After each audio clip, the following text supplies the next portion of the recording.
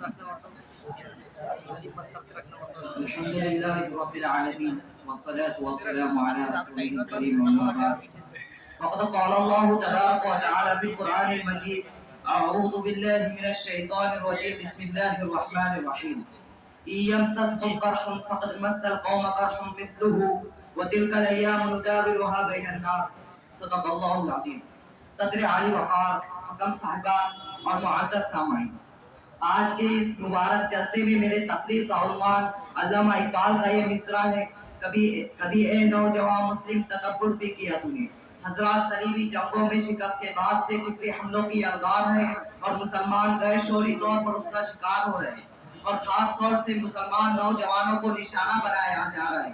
ان کی توانائی اب برباد کرنے کی کوششیں کی جا رہی ہے۔ وہ اپنے تمام تر وسائل کے ساتھ اپنے عمل میں پرجوش ہے اور ان کی مسلسل بحث جاری ہے، اور ہم غفلت کے شکار ہیں۔ ہمیں ذرا بھی اس سازش کا احساس نہیں، ہم اپنے رنگ رلیوں میں ایسے مست ہیں کہ ہمیں ذرا بھی خیال نہیں کہ ہماری گاڑی کی دربار پر پڑ گئی ہے اور آگے چل کے کس چٹان سے ٹکرانے والی ہے۔ محترم حضرات، دین جب آیا تھا تو قتل کرسی کے حال میں تھا، لیکن حضرات صحابہ ان کے جذبے ایمانی اور جہد مسلسل نے دنیا کے حالت بدل ڈالی۔ وہ ربان بن نہیں، وہ فرسان بن دہار کے مصرف تھے، راتوں کو اللہ کے سامنے رونے والے اور دن میں مسلسل محنت کرنے والے تھے۔ حضرات، صحابہ کرام کے دل و دماغ میں یہی بات تھی، انہیں اپنے پیڑ سے زیادہ اصلاحی تبدیلی کی فکر تھی۔ انہیں فلاح پھوس عمارتوں سے پہلے اپنے اطراف سلطنت کے دوسرے بھائیوں کی بے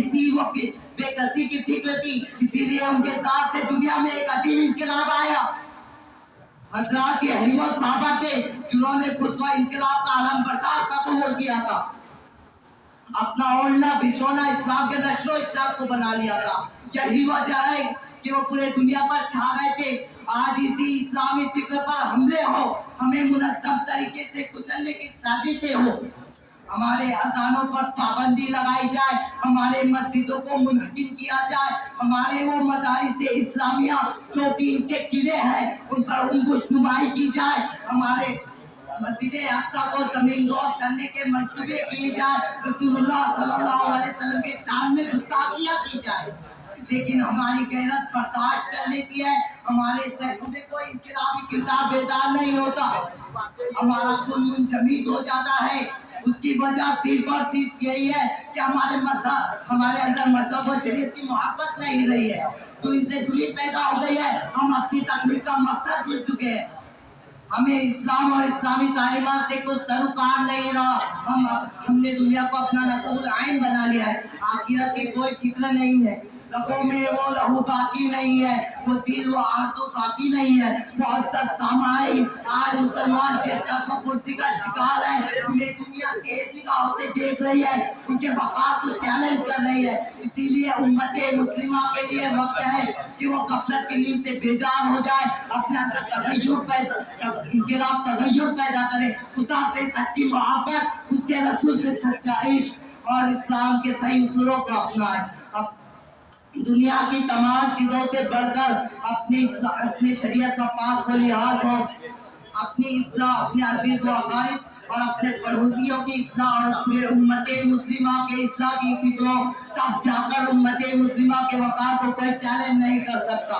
ضرورت اس بات کی ہے کہ نوجوانوں میں وہ انقلابی جذبہ اور حرارت ایمانی کو بھڑکایا جائے جو ان کے آباء و اجداد میں تھا، ان کو اسلام اور اسلامی تعلیمات سے آراستہ کیا جائے، وہ خود بھی اس آب حیات سے فائدہ اٹھائے جو ان کے نبی سے حاصل ہوا ہے،